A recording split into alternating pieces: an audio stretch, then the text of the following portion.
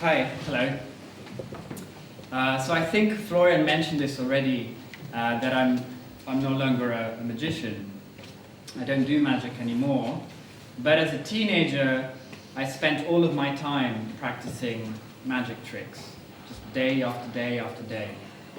But this was some time ago, and in fact recently I found my old membership card for the Magic Circle in London, and on the front it has the logo of the Magic Circle, and on the back it has the address, and then it says Augusto Corrieri, Associate, expires 31st of May 2001.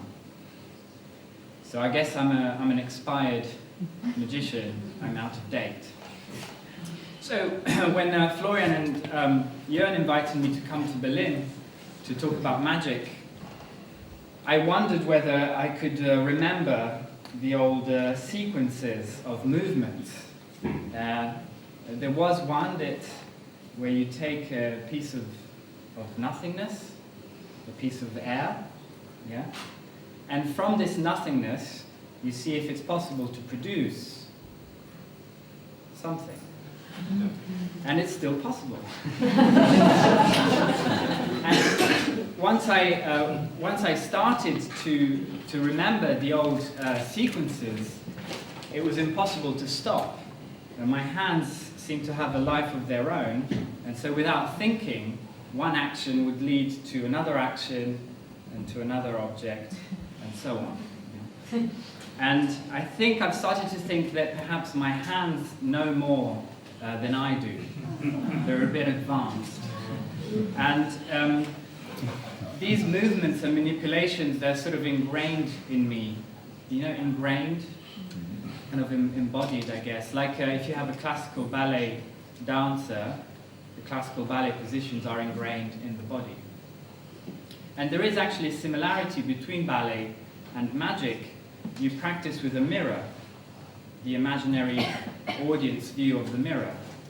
And every action you do is always for the benefit of the audience. And so it has to be as clear as possible all the time. I'm not sure if this is very big from the back. I try and do one just for you, okay? Just for you at the back. Watch closely. More or less. If it's still too small, we can transform the color, the material, and the consistency. This way so, found this. I started doing magic very conventionally after seeing David Copperfield on television. I was 13, and the next day I thought, this is what I'm going to do with my life. But of course, to do David Copperfield, you need a theatre, and I didn't have a theatre, and you need lots of resources. And so inevitably, I was drawn to doing close-up magic, so magic using ordinary objects. For example, a pack of cards. So I had some... Oh, it's okay, we can use these ones instead. Now the first problem, the first challenge of performing as a magician is the fact that you're a magician. Because on one level, the audience doesn't understand what you do. Yeah? So they can dislike it or they can like it, they can be amazed or indifferent, but they'll never really appreciate what it is that you're doing because they don't understand it. Yeah? So there's a strange paradox of performing that you cannot share with the audience what it is that you're doing. Unless the audience is an audience of magicians. But that's a very unusual situation. So the magician takes out a pack of cards, and then all the cliches come flooding in. Oh no, cards, card tricks, blur. And so a lot of magicians try and get over this problem by doing something a bit fancy, you know. something a bit flashy or impressive. But this is also problematic, because as a magician, your job is to try and give the illusion of real magic. And if you start doing this kind of stuff, it just looks like you have the skill and the dexterity and control, yeah? So it's a bit counterproductive. I think it's much better to just do a normal shuffle, just talk, and then you do a couple of cuts, whatever, and maybe even drop a card, and then you take it back twice.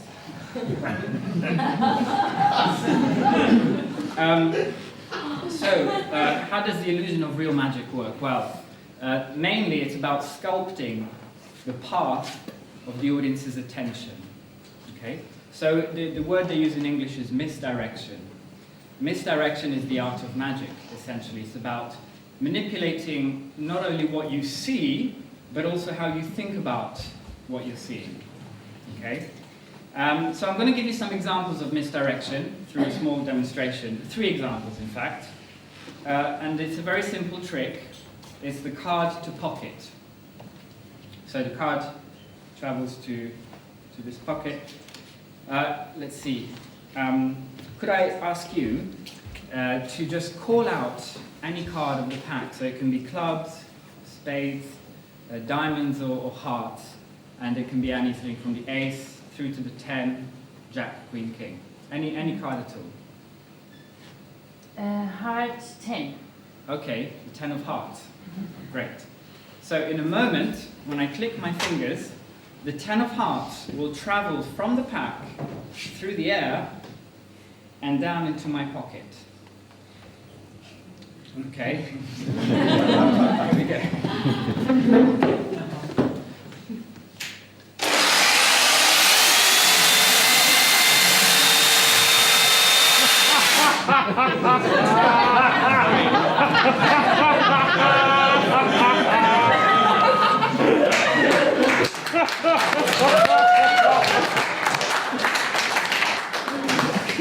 Sorry about that.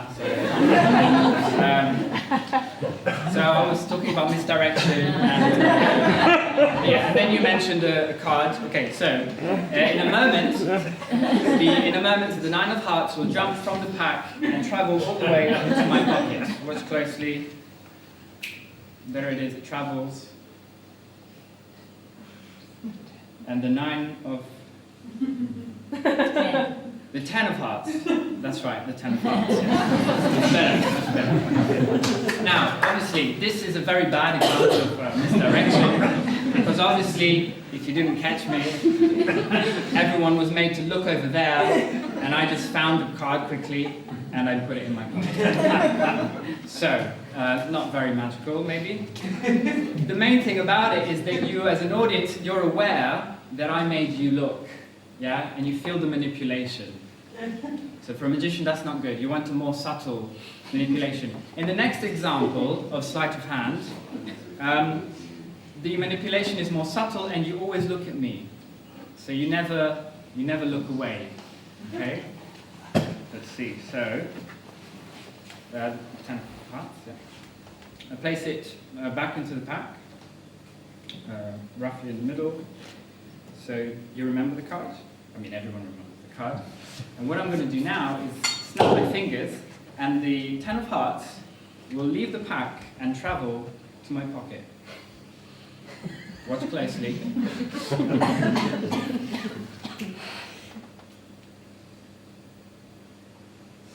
And it just happened. It's amazing. Oh. Yes, the 10 of hearts. Now, this is very simple, obviously. The magic circle isn't here, so they won't mind if I explain how this works. I use some sleight of hand, the 10 of hearts. I put it into the pack, but actually I palm it. Yes, I keep it in my hand, in my right hand, and I try to act casual, and I say it's amazing, whatever. And in that moment, everyone's laughing, and I just put the card in and take it out. Okay, so very simple. The third kind of sleight of hand, even more subtle. Same idea, roughly in the middle. And now, the card will travel from the pack to my pocket.